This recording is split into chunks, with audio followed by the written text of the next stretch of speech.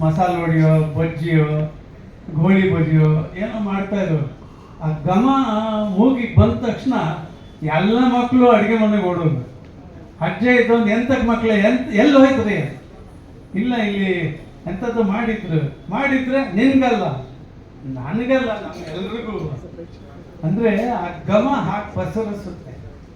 ಅದೇ ರೀತಿ ಎಲ್ಲರ ಸಾಧನೆಯನ್ನು ಕೂಡ ಅದೊಂದು ಪರಿಮಳ, ಶ್ರೇಷ್ಠವಾದ ಪರಿಮಳ, ಅದು ಹಾಗೇ ಹಬ್ಬುತ್ತೆ.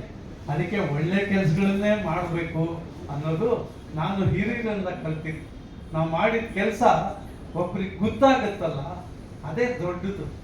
ಸೊ ಅದರಿಂದ ನಮಗೆ ಇನ್ನಷ್ಟು ಆ ಕೆಲಸದ ಮೇಲೆ ಹೆಚ್ಚು ಗಮನ ಕೊಡಬೇಕು ಅನ್ನೋದು ಗಮನಕ್ಕೆ ಬರುತ್ತೆ.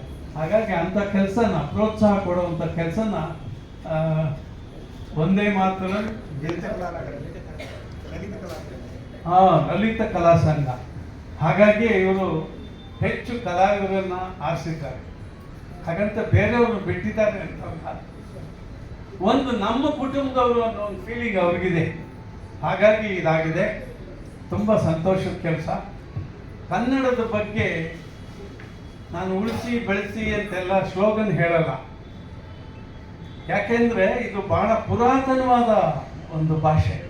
ಸುಮಾರು 2600ವರೆಗೂ ಅಷ್ಟು ವರ್ಷದ ಹಿಂದಿನ ಒಂದು ಸಂಭಾಷಣೆ, ಮಾತು, ಅಂತರಂಗದ ಧಾತು.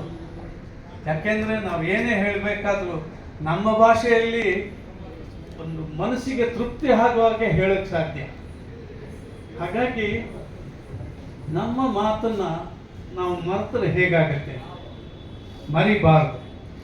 ಈಗ ಋಣ ಅಂತ ಒಂದಿದೆ. ಸಾಲದ ಋಣ, ನೆಲದ ಋಣ, ಜಲದ ಋಣ, ಅಪ್ಪನ ಋಣ, ಅಮ್ಮನ ಋಣ, ಹೀಗೆ ಋಣ ಇದೆ. ಸೊ ಭಾಷೆಗೂ ಋಣ ಇದೆ. ಆ ಋಣ ನಾವು ಹೇಗೆ ತೀರಿಸೋದು? ನಾವೆಲ್ಲ ಸಾಹಿತಿಗಳಾಗಿ ಕಾದಂಬರಿ ಬರೆಯೋಕ್ಕಾಗಲ್ಲ, ಕವನ ಬರೆಯೋಕ್ಕಾಗಲ್ಲ. ಸೊ ನಾವು ಏನು ಮಾಡ್ಬೋದು? ನಾವು ಒಂದು ಕನ್ನಡ ಪೇಪರನ್ನ ಪ್ರತಿ ದಿವಸ ತಗೊಂಡು ನಮ್ಮ ಮಕ್ಕಳು